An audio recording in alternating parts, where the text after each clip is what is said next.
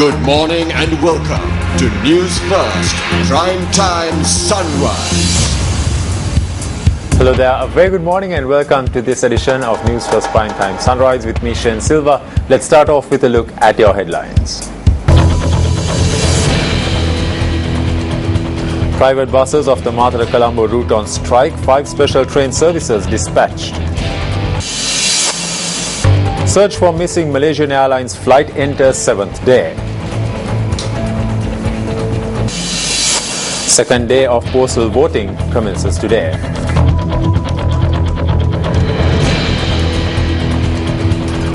Private buses that operate along the Matara-Colombo and Galle-Colombo routes have commenced a strike action from dawn today.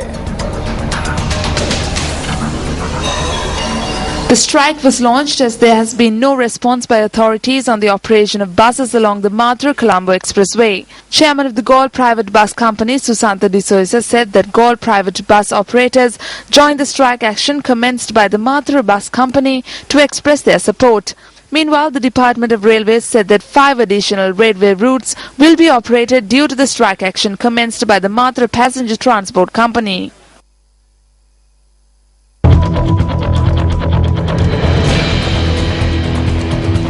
The casting of postal votes for the upcoming provincial council polls will take place today as well. The casting of postal votes is taking place at over 4,000 polling centres. 112,321 public servants are due to cast their votes under this system. The Election Secretariat states that facilities have been provided for public servants to cast their votes during office hours today as well. The Election Secretariat further stated that those public servants who are unable to cast their votes today will be able to do so at relevant District Election Secretariat offices on the 20th of this month.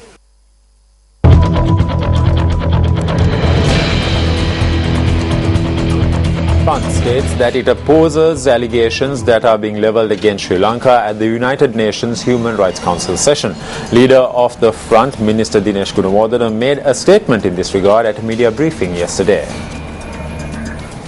Candidates representing the Front and contesting the upcoming provincial council polls through the UPFA were also present at the media briefing.